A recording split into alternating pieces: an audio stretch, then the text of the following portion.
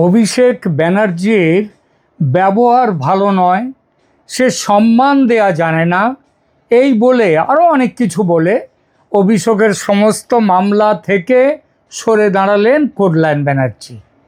অভিষেকের হয়ে মামলা লড়বে না তার ছেলে, তিনিও অ্যাডভোকেট উকিল শীর্ষণ্য ব্যানার্জি।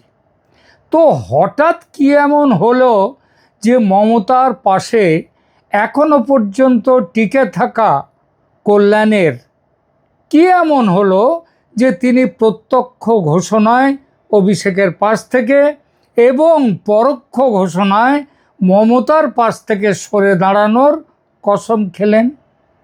সেই ব্যাপারটা প্রথমে দেখা যাক।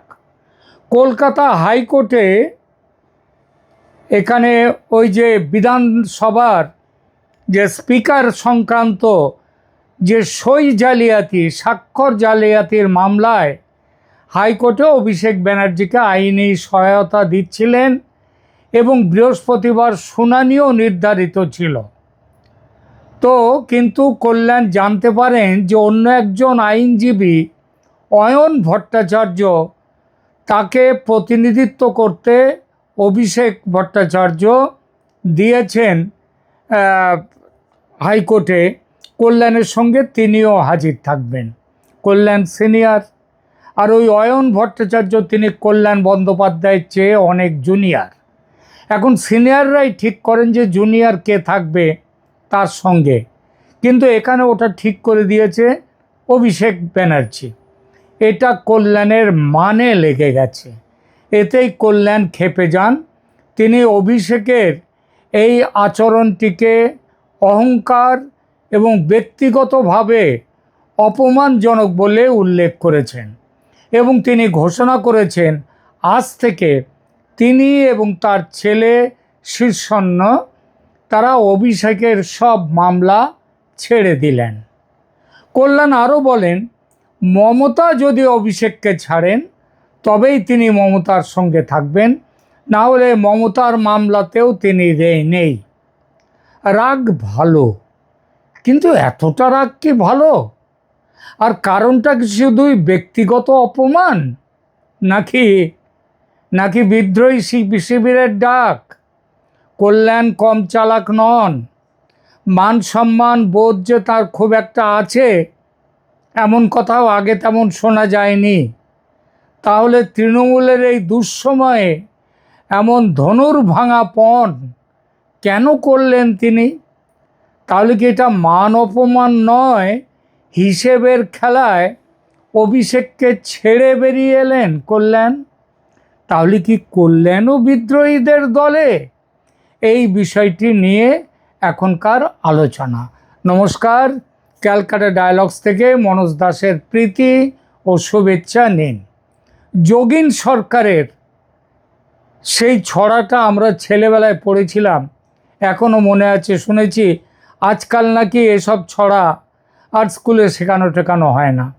আপনাদের যারা একটু বয়সের হয়তো অনেকেই শুনেছেন সেই ছড়াটা, হয়তো পড়েছেন, মুখস্থও করেছেন।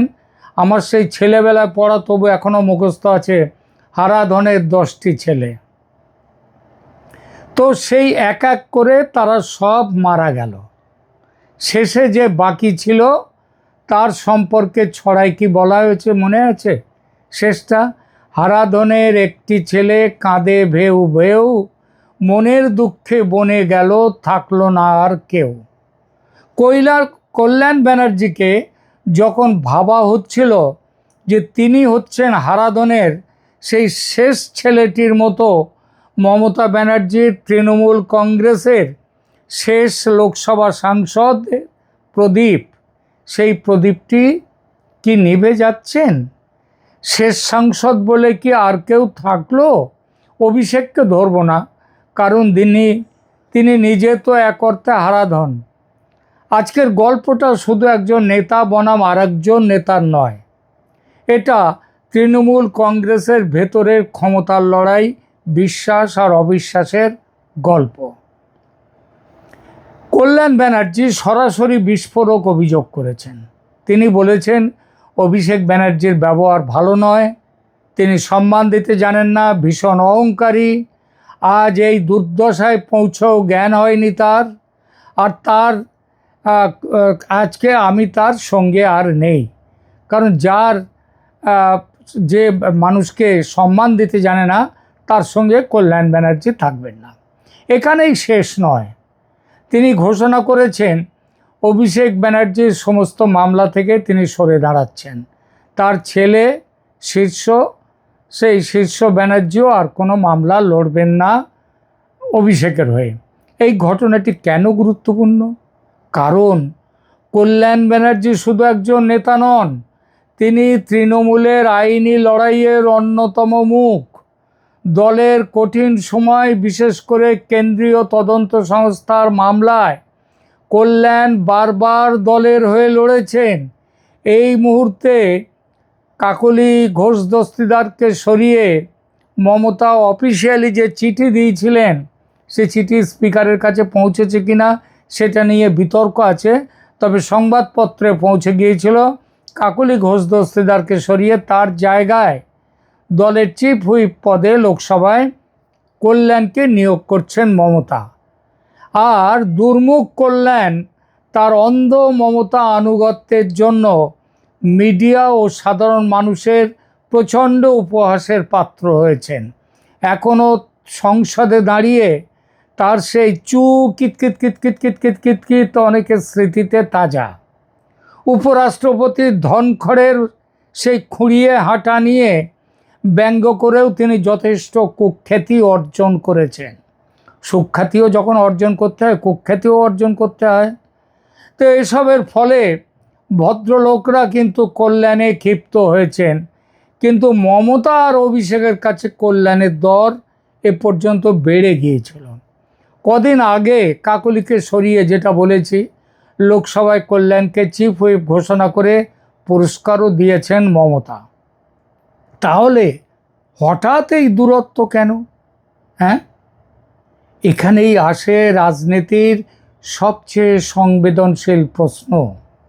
এটা কি সত্যি ব্যক্তিগত অপমানের প্রতিক্রিয়া, নাকি দলের ভেতরের বড় কোনো বিভাজনের ইঙ্গিত এবং সেই বিভাজনে নিজেকে জড়িয়ে দেয়া, ক্যাম্প বদলের প্রস্তুতি?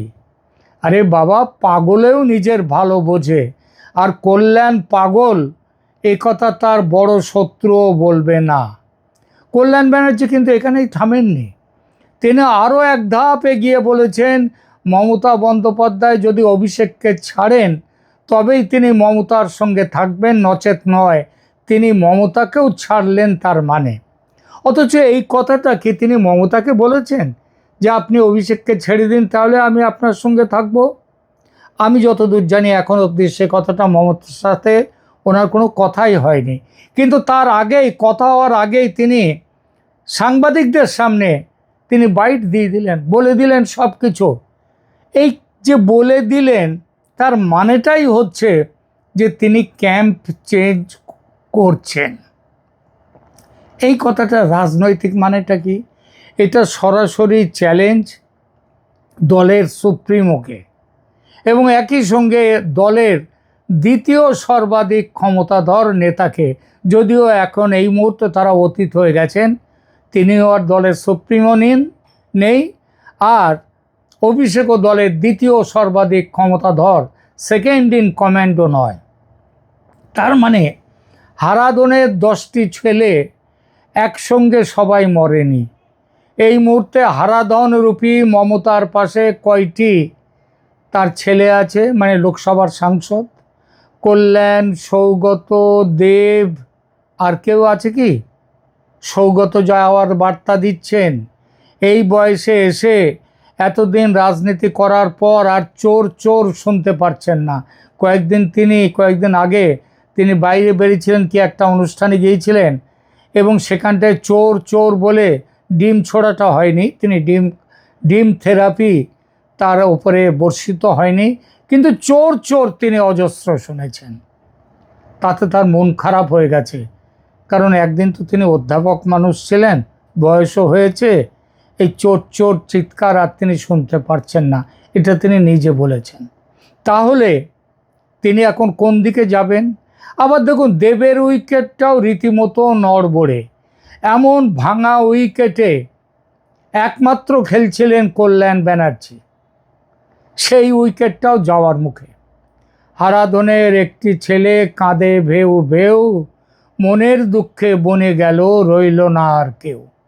কিন্তু লিখে নিতে পারেন, কল্যাণ মনের দুঃখে বনে যাবেন না, তিনি বানপ্রস্থ নেবেন না, তিনি যাবেন ভূপেন্দ্র যাদবের বাড়িতে, বিজেপির ভূপেন্দ্র যাদব, যেখানে হারাধনের বাকি সব ছেলে গিয়ে পৌঁছে গেছে আগেই।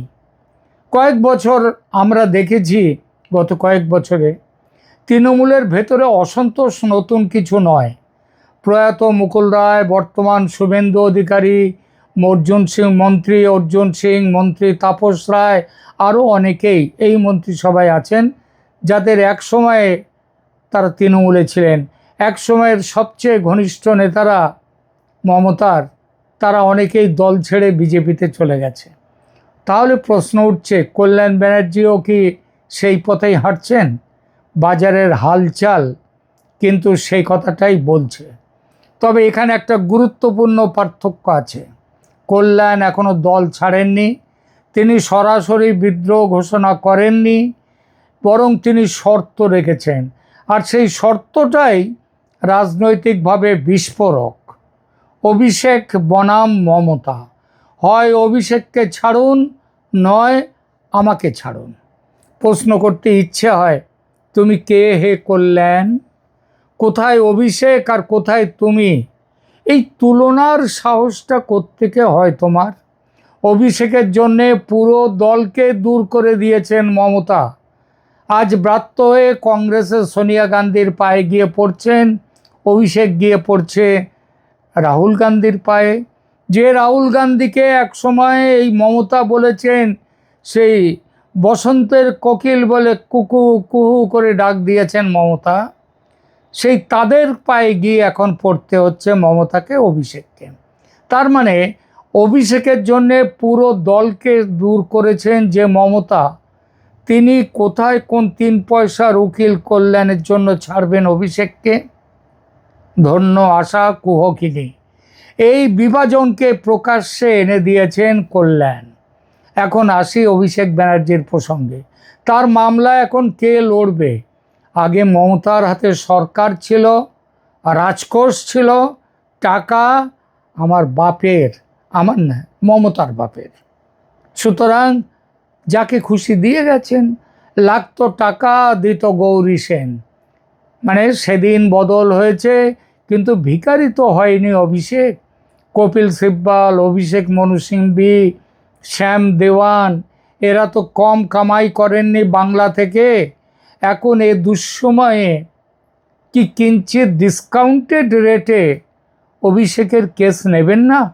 মমতার কেস নেবেন না? কৃতজ্ঞতা বলে কোনো বস্তু যদি তাদের হৃদয়ে থাকে, তবে মমতার পাশ তারা অন্তত ছাড়বেন না। বাবা অভিষেক, চিন্তা করিস না তুই, ওরা যদি রেট না কমায়, আমার দুঃখ দিনের বন্ধু বিকাশ আছে, বিকাশ ভট্টাচার্য গো। আরে বাবা, গরু বিকাশ। সিপিএম এখন আমাদের প্রকাশ্য মিত্র। আগে ছিল গভীর গোপন সম্পর্ক, সেই ফিশ ফ্রাই নবান্নে। বিকাশদা, বিমানদা, ওরা ফিশ ফ্রাই ভালোবাসে। নেমন্তন্ন দিয়েছি কালীঘাটের বাড়িতে, কাল সন্ধেবেলায় যাবেন। বিরিয়ানি আর ফিশ ফ্রাই। আবার ভুল করে যেন অভিষেক তুই বাবা বিফ বিরিয়ানির অর্ডারটা দিস না। প্রচার হলে আমার আর ঘুরে দাঁড়াবার শেষ আশাও থাকবে না। আমি এতদিন ভেবে রেখেছিলাম 30%কে মাথায় তুলব, আর 10-15% হিঁদুর ভোট এসে গেলেই কে আমাকে ঠেকায়, কে আমাকে সরায়, সেটা জ্ঞানেশ কুমার এসে এমন ঘেঁটে দিয়ে দিলেন যে আজ পথে নামতে হয়েছে। সুতরাং হিন্দু যে এমন কমিউনাল হয়, কে জানতো আগে? কষ্ট পাস না রে অভিষেক। কল্যাণ যাবে বলে নাটক করছে, যায় তো যাক, আমার বিকাশ আছে, সেলিম আছে, সোনিয়া আছে। ধন্যবাদ।